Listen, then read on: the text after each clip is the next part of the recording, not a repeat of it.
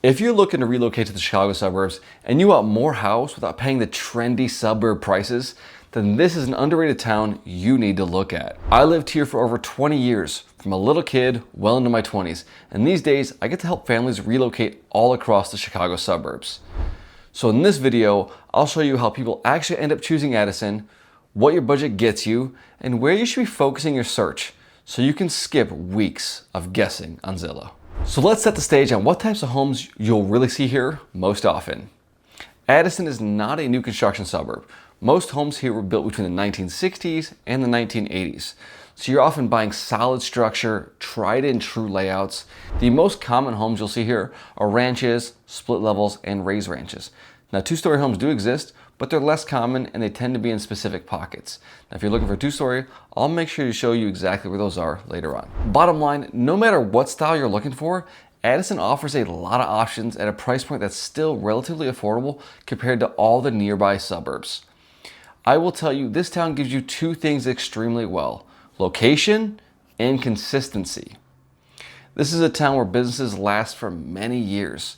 Neighborhoods always seem to feel familiar, and the overall town, it hasn't reimagined itself. It stayed tried and true.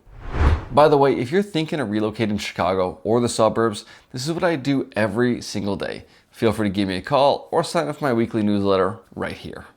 Now we're going to dive into budgets, what types of homes you get at each price point, and which neighborhoods you should actually be focusing on. In the sub $300,000 range in Addison, you're primarily looking at condos, townhomes, and the occasional smaller ranch.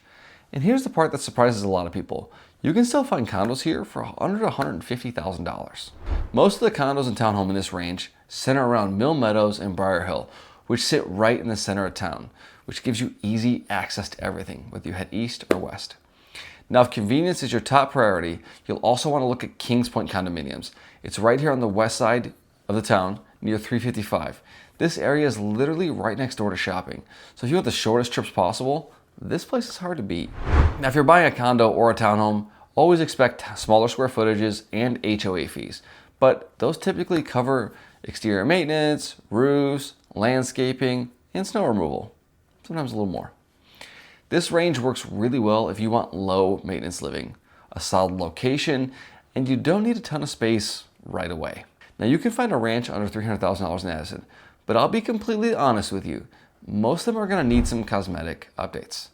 That said, if you're comfortable with some paint, flooring, a little bit of demo work, this is probably the best price range to add some value without overextending your budget. Now, in the Chicago suburbs, this next price range is one of the most competitive price points, and this is where Addison truly stands out.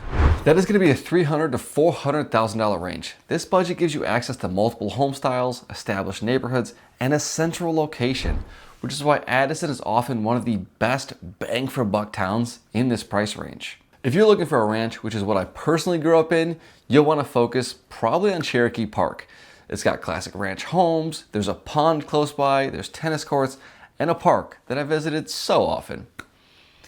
If you head just west, you'll land in Highview Park, which offers a great mix of split levels, ranches, and raised ranches.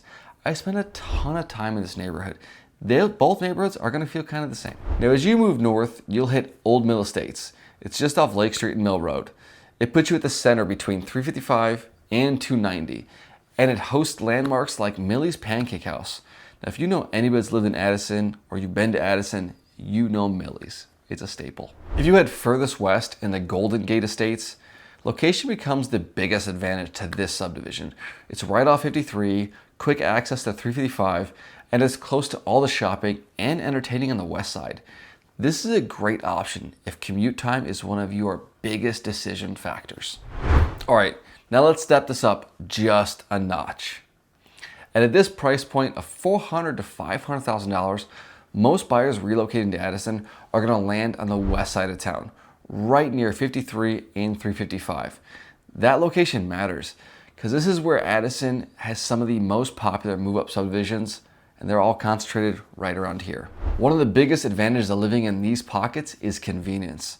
You're minutes from everyday essentials like Walmart, Sam's Club, Aldi, plus it has Addison's Park District, the fitness club, and Centennial Park for if you like baseball and running around.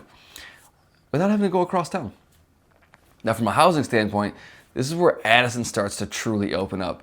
You'll see larger split-level homes, often with hardwood floors, older character, bigger layouts, including full basements, sometimes sub-basements, which buyers don't always expect until they see them in person. Sub-basements are kind of like a little bonus. Now, in this price range, most buyers should be focusing on Kings Point and Golden Gate Estates. You'll also see a few surrounding pockets like Westwood that fit into this move-up category, but not as often. And then there's the next step up. The neighborhoods I grew up thinking, this is where the big houses are in Addison. But right before we hop into that, if you're finding yourself having questions about the Chicago market, give me a call or sign up for my weekly emails right here, where I keep you updated on the market, local shops, places to check out when you're here, and so much more. Now, growing up, I didn't think about these next neighborhoods by price. You weren't on Redfin, you really didn't even have a phone at this age. These were just what I called the rich people neighborhoods as a kid. If you had a friend who lived here, you know they made it. Now, as an adult, this is your $500,000 plus price range right here in Addison. Not far from the move-up areas we just talked about, with the same highway access, the close proximity to shopping. The two subdivisions feel a little more upscale. That's going to be Foxdale and Farmwood Estates. They have more two-story homes than the other subdivisions do, larger square footage layouts, and sometimes a little bigger lots, bigger backyards. Now, there's one more area worth mentioning, and honestly, growing up, it never felt like Addison because it sits so close to Wooddale, and it's separated by a highway and a ton of trees. You don't even know it's there.